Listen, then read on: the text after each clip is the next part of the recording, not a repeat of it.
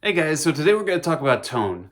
Basically, you can think of tone as how you convey your attitude when you're speaking or writing, or just using language in general. Think of it less as what you're saying and more how you're saying it. It's a lot easier to express tone when you're speaking as opposed to writing because you can use facial movements, you can make use of hand gestures, and when you're writing, you don't have those tools available to you. You just get the words themselves. For example, let's look at the word hey with an exclamation point. Hey. Hey!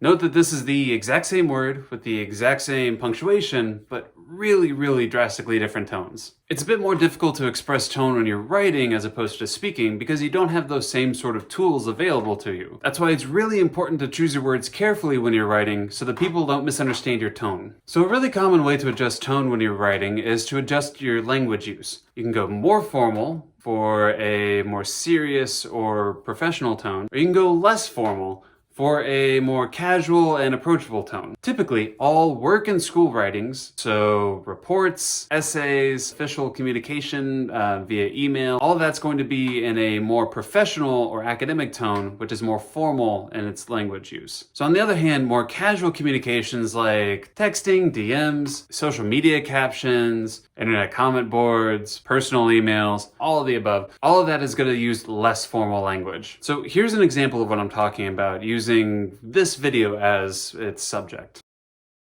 It's cringy AF. Alright, so there's a couple things I want to note about this. This is definitely a less formal or more relaxed tone. It's not technically a complete sentence, even though it does express a complete thought. I also want you to note that this uses colloquialisms, slang basically, abbreviations, and at least implied cursing. All three of those typically don't find themselves in formal language. Ever. Well, almost ever. This is an example of a more casual tone or less formal language that you would use in a more relaxed setting. The teacher's video is so corny, it almost hurts to watch.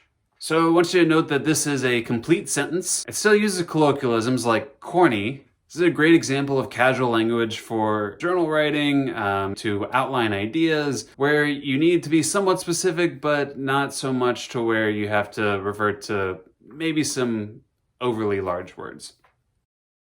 While I cannot seem to stop myself from watching, Mr. Parr's video lesson for today is so overly earnest as to make me feel the unfortunate combination of pity and humor as he delivers it.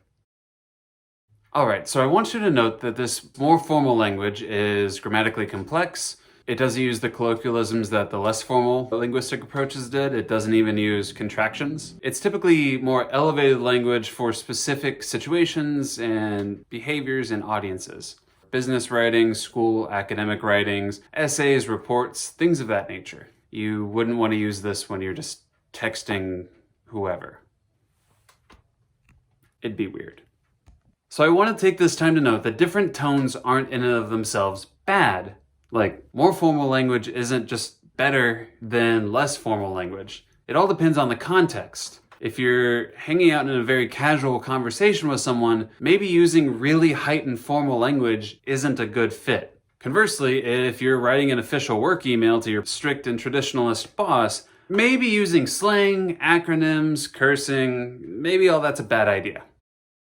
So you're going to adjust your tone for two primary reasons. One, your audience, or who you're writing for.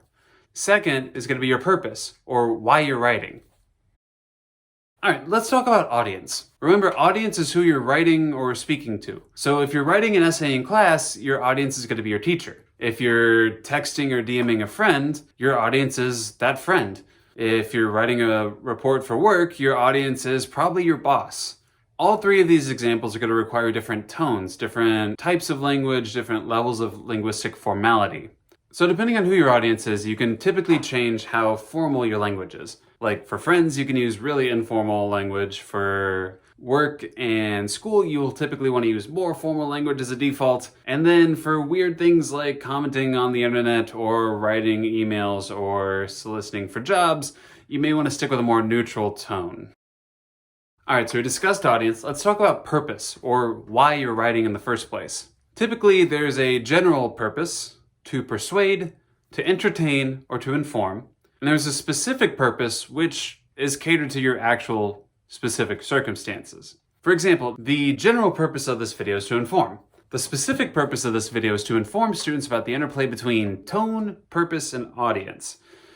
And to do so in such a way to where it's not so boring that you fall asleep or skip through till the end or just don't care. Which means it also has to entertain at least a little bit. So just like you'll adjust your tone based on your audience, you'll also probably want to adjust your tone based on your purpose. If you're trying to inform, you may want to use more formal language because then you're going to seem more credible. If you're trying to entertain, you may want to use less formal language and a more relaxed tone. Otherwise, you're going to lose people. They're just going to get bored or just generally not entertained. Lastly, if you're trying to persuade, you're going to want to use some elements of formal language, but you're also going to want to use some informal language. This is because if you're trying to persuade, you want to seem credible while also not seeming off-putting. All right, so in conclusion, remember that your tone is not what you say, but how you say it. Typically, you'll want to adjust your tone based on the audience you're speaking to and the reason you're speaking to them or your purpose. Remember that audiences in more formal settings like work or school will probably require more formal tone, whereas audiences in more relaxed settings like your friends, talking on the internet, creative writing, can use a more relaxed tone. Also, remember that if you're writing to inform, you probably want to use a more formal tone, whereas if you're writing to entertain, you can use a less formal tone. If you're writing to persuade, good luck, because you should probably incorporate elements of both formal and informal language. All right, that's all I've got for today. I just wanted to make sure that we went over the concepts of tone, audience, and purpose before we get to our real world writing like resumes and cover letters next time. So stay safe out there and bye.